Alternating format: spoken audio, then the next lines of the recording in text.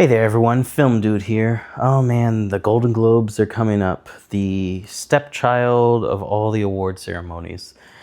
And yeah, I thought I might as well go over who's been nominated, in what category, and if they're going to win or not.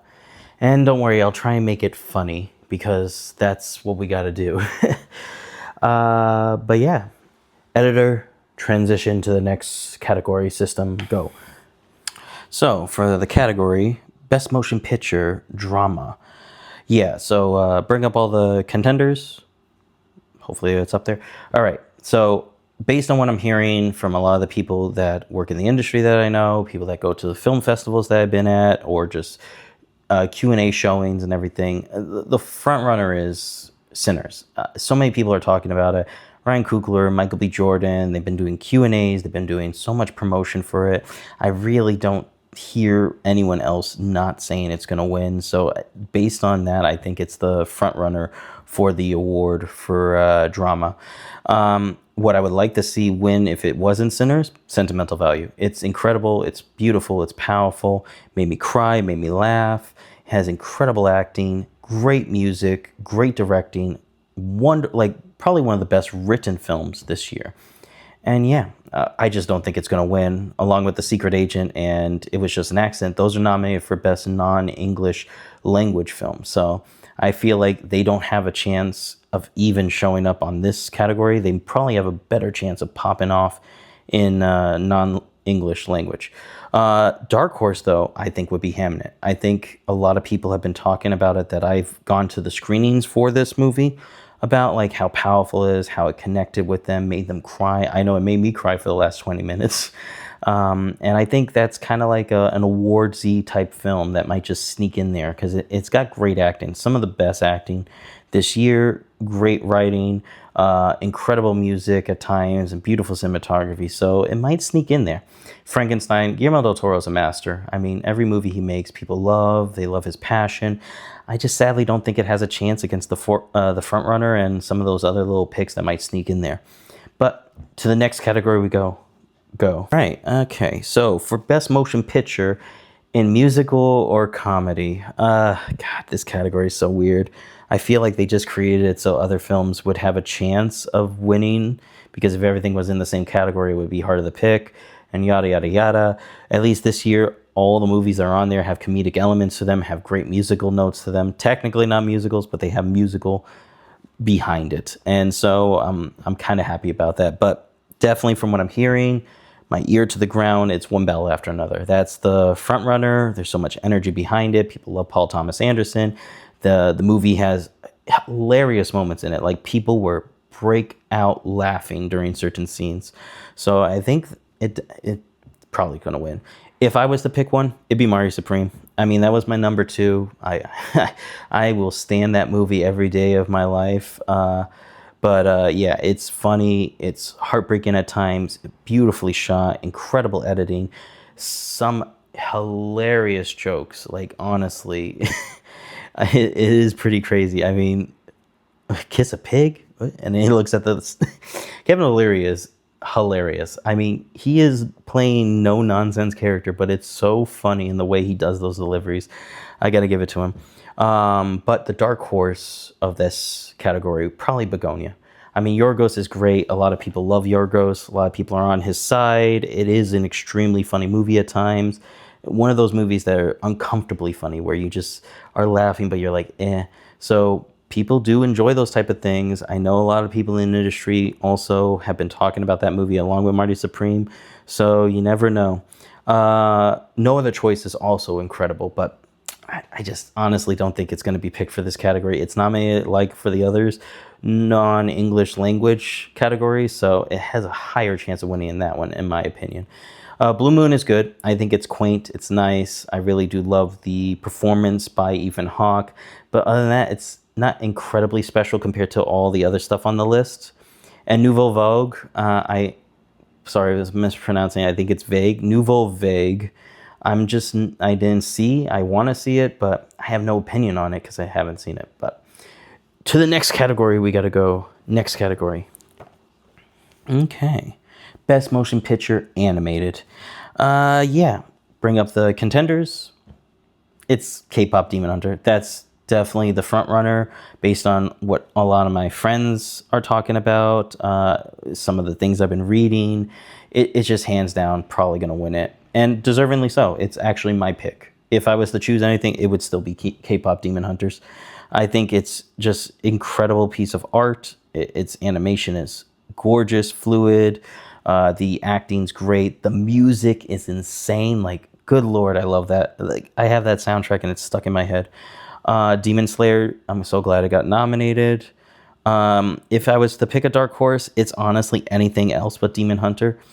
Anything can just sneak its way in there because, Zootopia 2 is great. It did incredibly well in the box office, which is always something the industry likes to reward. Arco is a beautiful art piece that really reminisces the audience with like Miyazaki style artwork and gorgeous music and beautiful storytelling. Elio, it's just lucky enough to be on the list. I that is probably the one thing I don't think will win. I would be hilariously surprised if it does. And like I said, I'm happy Demon Slayer got nominated. Its castle animation is insane, but there's so much more better stuff on this list. Characters of the Rain, I wish I could have saw this movie. I would love to tell you my opinion on it, but still haven't seen it yet.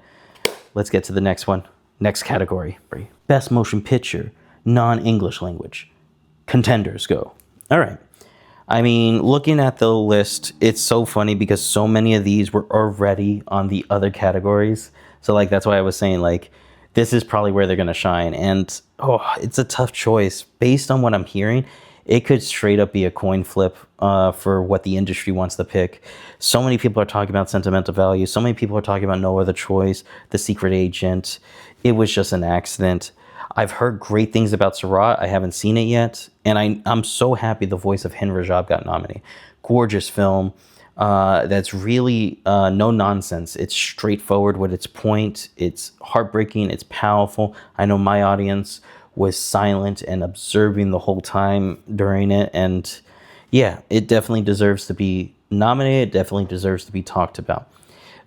If I was to choose one, it's a tough choice. I would choose No Other Choice. I think it's incredible. It's funny. It's got so much talent behind it, so much energy and work that's really pushing it.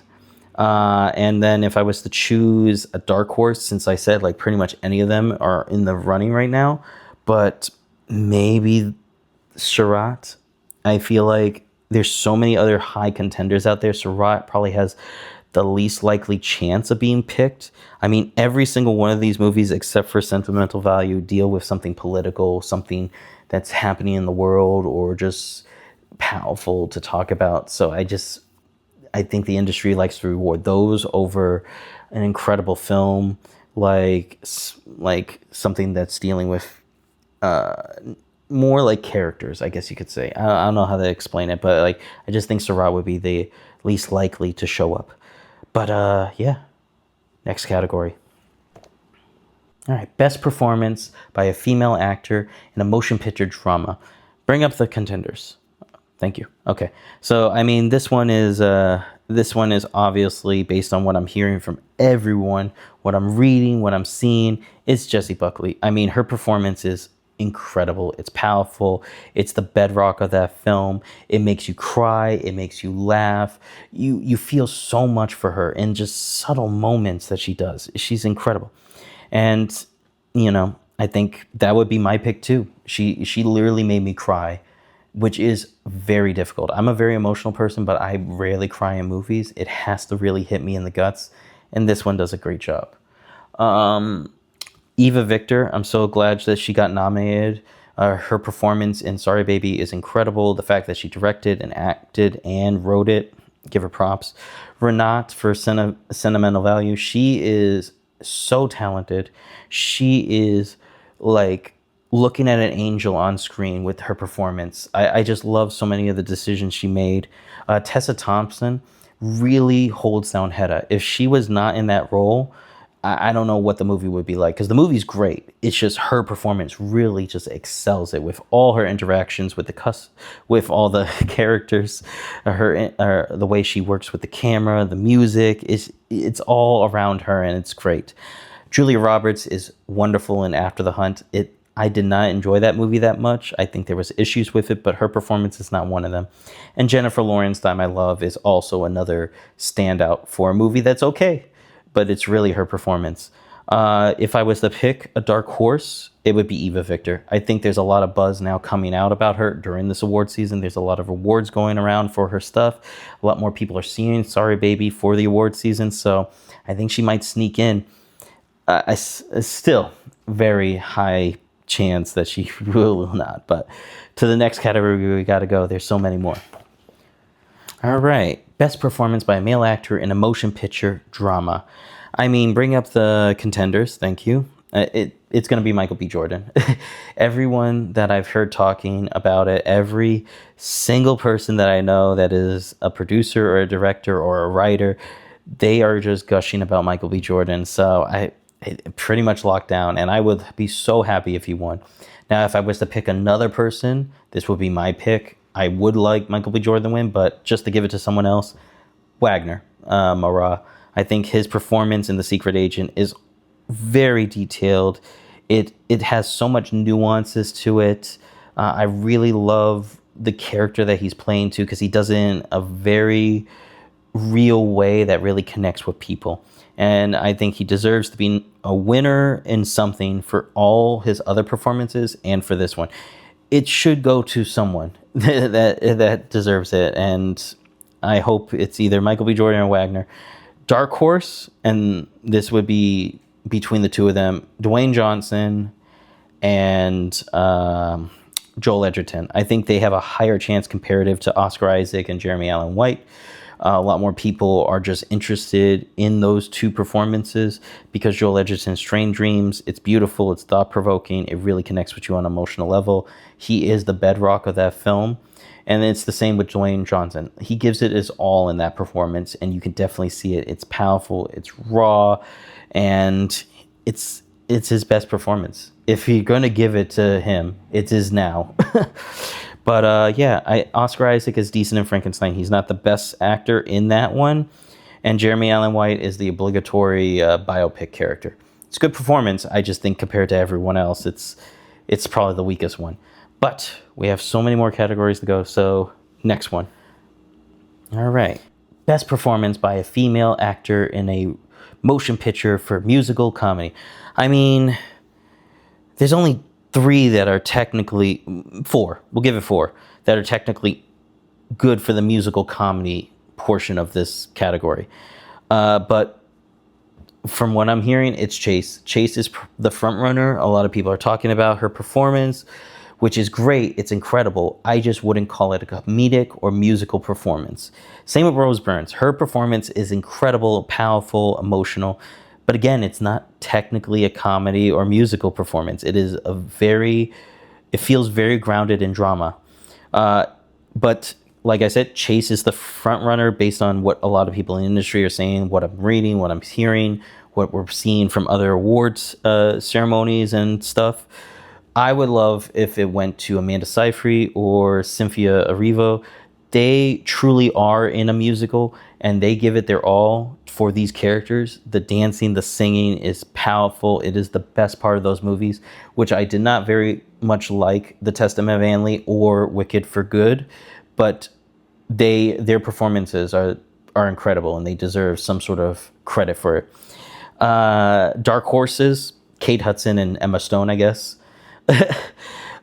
Because there's definitely a little buzz about them for their performances, and I just feel like you never know. You can never cut them out. But again, from what I'm hearing, it's Chase, and good for her. Her performance is incredible.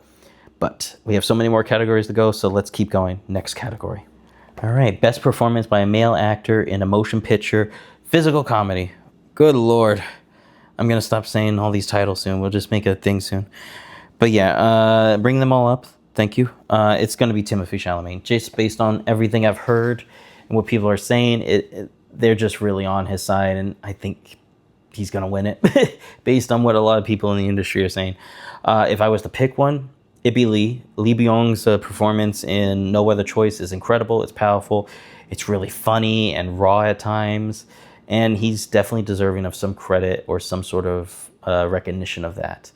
Dark Horse, Jesse Plemons. I think his performance is one of the best ones he's given. It's incredible. I really love a lot of his physical comedy, just like it with Lee's, where you just look at his face and he gives you such a funny look that really gets you, and it's like, I love that. But more categories to go. After this one, I'm probably going to stop saying all the category names and we'll just do a thing. Next one. All right, category is this one. I'm starting to lose my voice, but yeah, bring them all up. Thank you. Based on what I'm hearing, it's Tiana Taylor from One Battle After Another. A lot of people love her performance.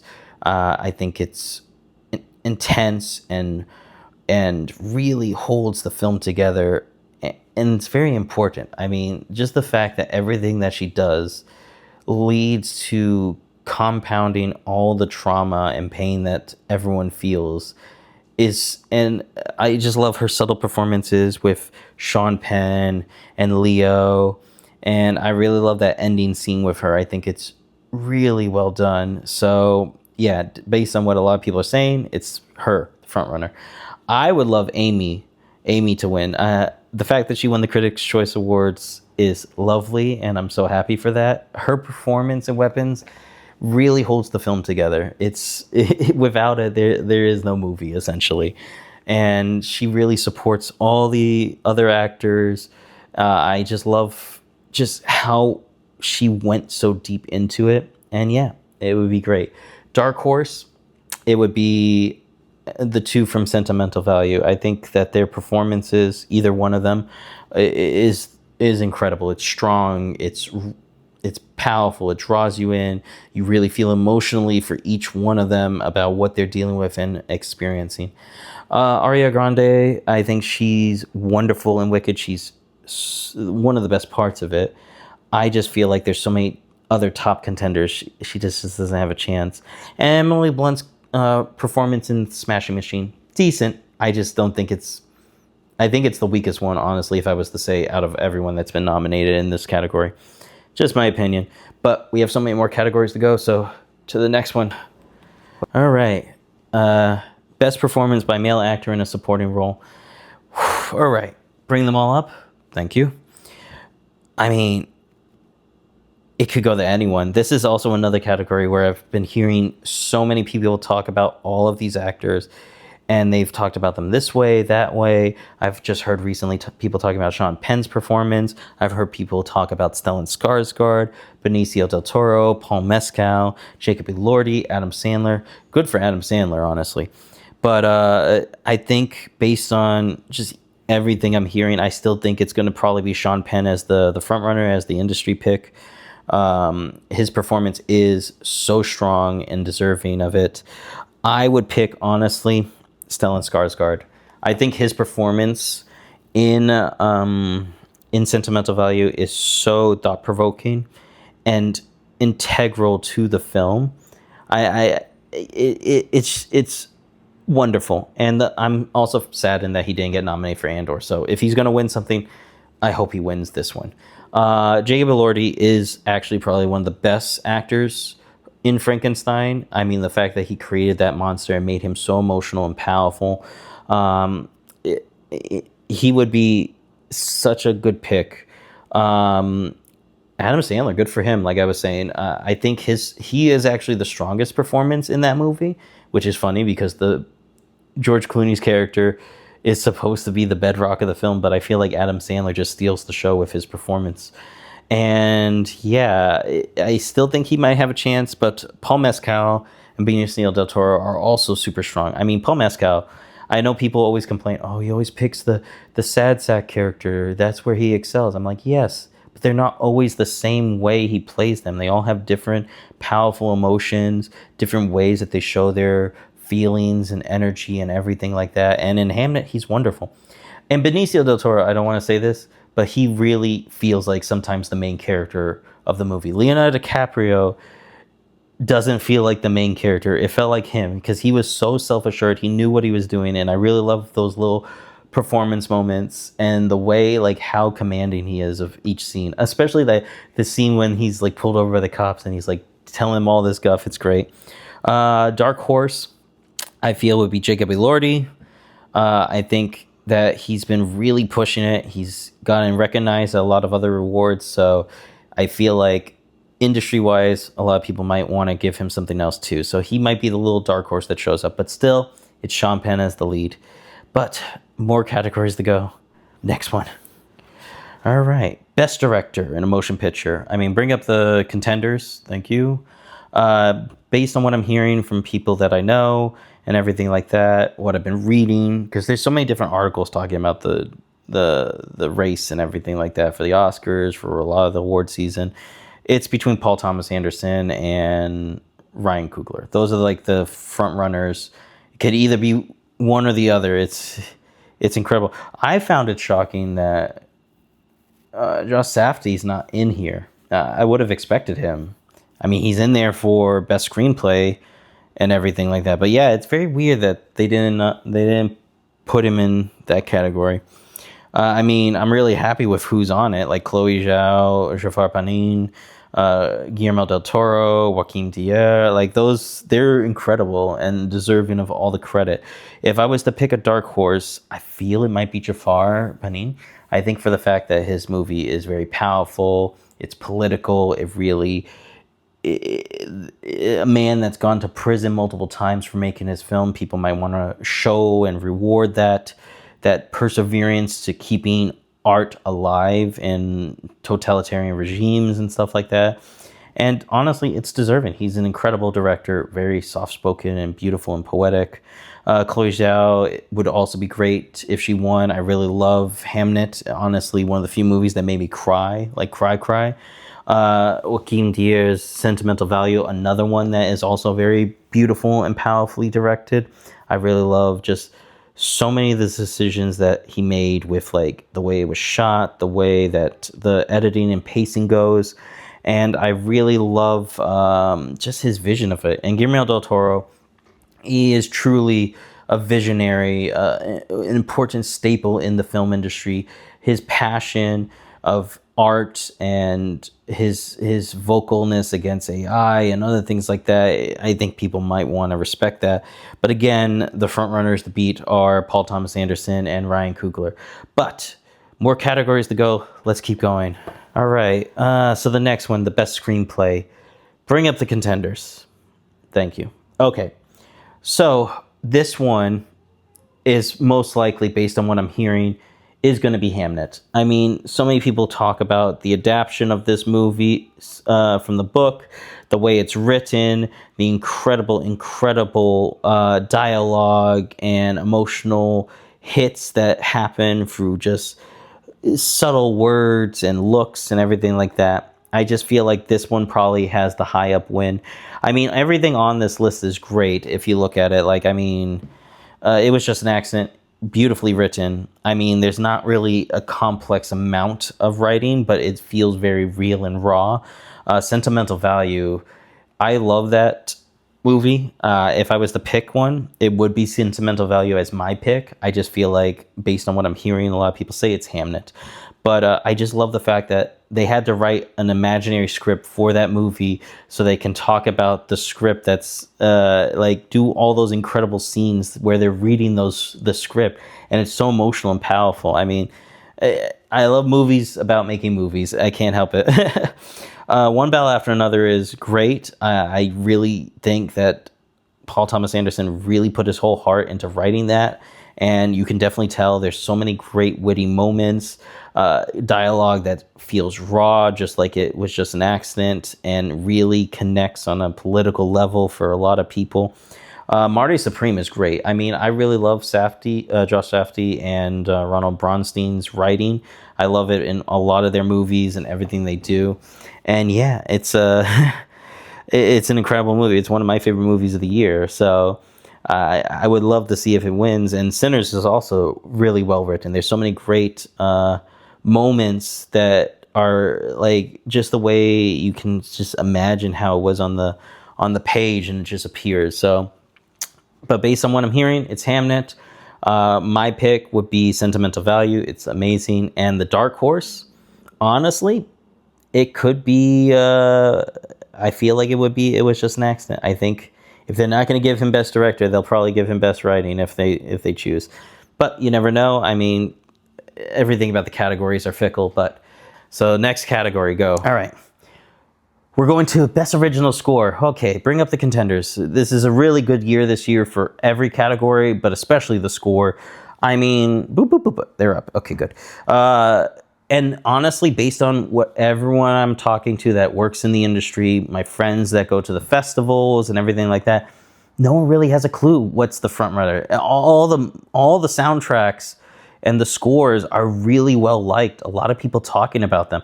I mean, Hamnet's is beautiful, naturalistic. You got Frankenstein with its gothic stylings to it, but there's also those beautiful orchestric moments with the sun scenes that just really transcend. Sinners is really interesting with the way that he can mimic different styles of music and blend it in correctly.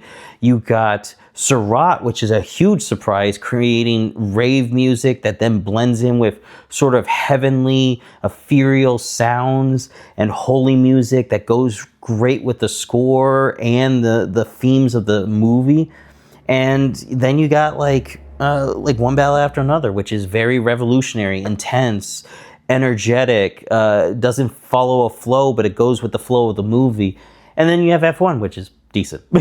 It's a Hans Zimmer score. I mean, out of all the ones, I think that's the least likely to win. I mean, if it wins, my lord, that's going against everything. But I would love if Surratt won. It's truly an incredible piece of art and work, and definitely needs to be celebrated and respected and shown its true that people respect the art of making soundtracks. But that's again, I don't know what the industry's going to pick, so good luck on that one. To the next one, go editor. We got to keep going. All right, so we made it to Best Original Song. Bring up the contenders. I didn't even know some of these were nominated or had original songs, but guess they did. But based on what I'm hearing, it's K-Pop Demon Hunter. I mean, honestly deserving of it, because that song was such an earworm. It really just got into everyone, TikToks, other things just popping up. I mean, I feel like if I was to choose one, I would choose Sinners. I think it's powerful. It really goes with the movie. The vocals are incredible. The actual composition of the song is also incredible. So I would love to see if that one won. Wicked's two picks are great. They're phenomenal songs. They're super important to the movie. I mean, if they won, that would be nice. Train Dreams is also very beautiful. I really love that it's ethereal. It's got like that sort of like funeral stylings to it that really make you like reflect on this person's life and what they went through and everything like that. I feel like this one might be the dark horse. This might be the one that sneaks in there, pulls out a win. And Avatar, didn't even know it had an original song, but good for it to be nominated. I guess, I don't know. But yeah, we got to keep moving. To the next one we go. All right, we made it to the final one for the film categories. Cinematic Box Office Achievement. My lord. Tell me this isn't a category built for Avatar. Like, straight up. Bring up the contenders, and obviously Avatar's on that contenders list. I mean, insider scoop, everyone wants this one. Everyone is talking about Avatar. That's going to be the winner. I mean, it wasn't even out in theaters. It didn't even have a box office yet, and they still nominate this for box office achievement because they knew, obviously. But honestly, a lot of the movies that are nominated did fairly well, like incredibly well, like Zootopia 2. It's almost at the same level as Avatar. It's crazy. I mean, you have like F1. No one thought that movie would do as well as it did, and it blew box office expectations. Yet K-Pop Demon Hunters being Netflix's top 10 for 10 months, like almost the whole year. You had Sinners. A lot of people having it already downgraded, saying, oh, I'll have an okay opening. It blew the doors out of that. It went above, and a lot of people didn't give it the respect, but it deserves that respect. You got freaking like Wicked for Good. Like the fact they split that movie up into 2 movies so they can make more money essentially is super smart on their part. Oh no, baby's getting angry. Baby's getting angry. I gotta finish this, guys. I gotta finish it. But Mission Impossible, probably the weakest one. I honestly, that was considered most likely a flop. And Weapons, I mean, the fact that its marketing was so viral and intense. I mean, I'm so happy it did as well as it did in the box office. But we gotta go to the next category. I gotta go take care of my baby. All right, I know, I gotta get somewhere, but we gotta finish this. I know, baby boy. I know. Okay. So yeah, we have a bunch of categories left for television, whatever, podcasts and stand-up, but I think we have the time, right? You know that it's actually tomorrow. Wait. Is it really oh my. Yeah, okay, well, thanks. Thank you for that knowledge, editor. Thank you for that, my love. Yeah, okay, so messed up. Not going to be able to give you details on television, podcasts, whatever, but Adolescence is probably going to do really well. I'm happy for The Pit doing well. Andor, at least Diego Luna getting a nomination. He's phenomenal in that show. I'm saddened Stellan Skarsgård didn't get a nomination, but at least he got nominated for Sentimental Value. There's some great limited series this year, some great television series. I was impressed by The Beast in Me. I thought that was an interesting show until it started floundering a bit. Claire Danes is wonderful in that. Podcast, who cares, whatever, give it to someone. I mean, I listened to the Will Arnett and whatever that one is, it's pretty good. Stand up, just give it to anyone else than Bill Maher. Please don't give it to Bill Maher. Yeah, I will do better next year, and I am going to do the Oscars correctly. So check me out for that one. I got to get going. This is a huge mistake on my part, but at least I did the movies. Okay, I'm coming.